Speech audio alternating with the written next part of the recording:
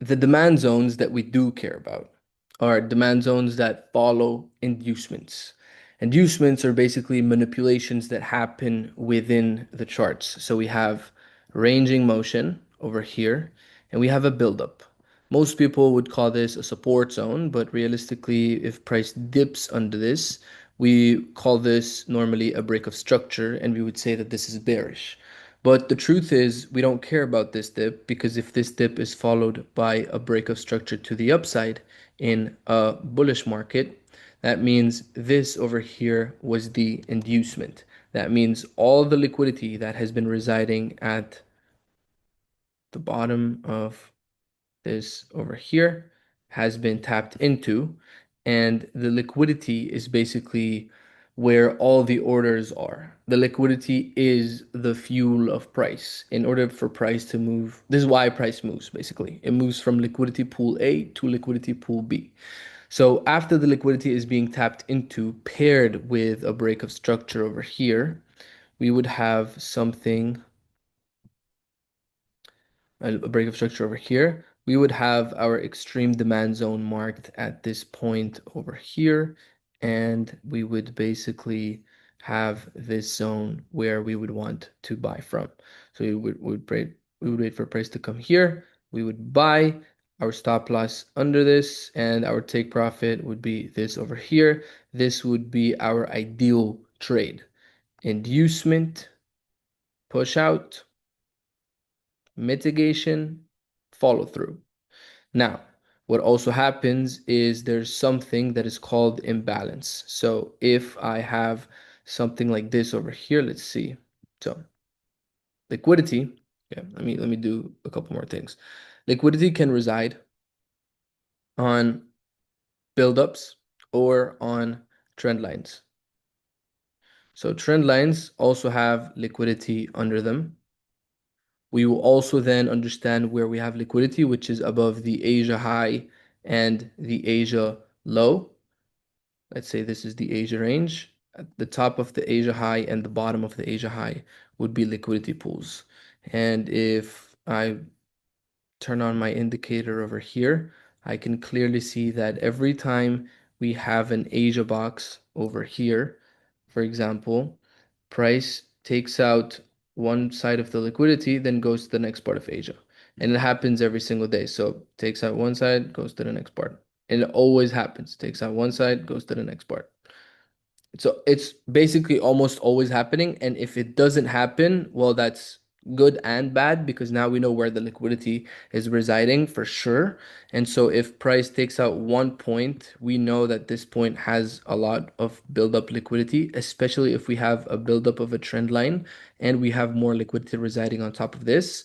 Then what we would do is the moment that we understand that this over here, which had one tap, two taps, three taps over here, had another push from this direction, we look at more inducements happening and we target the liquidity pools that we normally would want to target, which is why you see these big candles over here don't mean bullish, but simply mean um, they are chasing liquidity. So this is why this candle went from literally skipped 2 days of price action and just swallowed everything all the way to just take out this liquidity, mitigate the previous high, and then continue to the low. And that is why we most of the time get trapped in so many zones. And this is why price taps into our stop loss and then it goes to the take profit.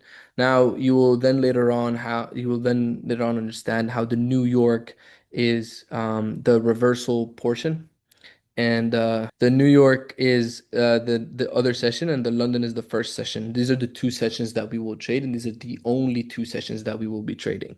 So what I want you to understand from this is basically where the liquidity resides only. Forget about Asia session, Frankfurt session, London, New York. Don't worry about all of this. For the time being, I just want you to understand that price moves from one liquidity pool to the other. What I want you to understand also is the power of inducements. So when we do have, so I'll teach you the liquidity cycle. This is what I want you to understand. And the liquidity cycle is basically build up, inducement, break of structure, mitigation, new high. So we have build up, then we have liquidity over here.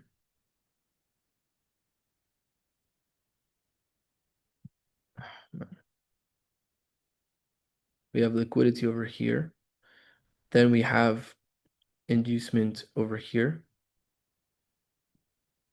Then we have break of structure over here. Then we have mitigation to this demand over here. Then we have new high achieved over here. This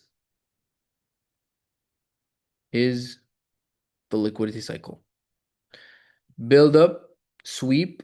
When the sweep is paired with a break of structure, we wait for mitigation and we target the high. I promise this would be the last definition for today, but it's important you have homework every single day. Okay? Inducement is only and solely validated when the sweep of the buildup is paired with a break of structure. If the break of structure is not valid, this changes from a demand zone to a smart money trap zone. A smart money trap zone is a very smart zone that is a zone that is very smart that traps money. It's basically what it is. And the way I want you to think about the smart money trap zone is when we have the invalidations, and because we are starting to understand market structure step by step, the smart money trap will indeed give you the two-leg check or whatever push that we want or whatever confluences that I tell you that you need in order to enter, you will get them from the smart money trap.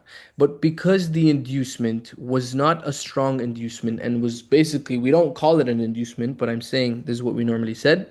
We have build up, inducement, break, mitigation, new high. If we have build up, sweep. When this is a liquidity sweep basically, and when the liquidity sweep is paired with a break of structure, we call this an inducement and we want to respect the zone. But no, it's not even a weak inducement. It's not an inducement. It's a liquidity sweep. So this will invite people in. Look at this. Look at how smart the markets are. When this invites people in, everybody will be loading up buys over here,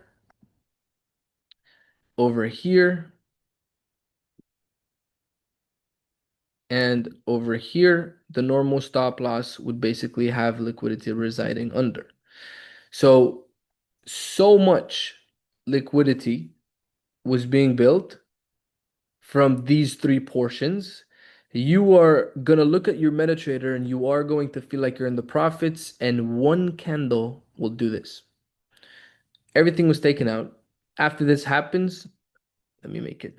One candle will go here, and now no. Look at this. When these are taken out, we get rid of this, we get rid of this, and we get rid of this.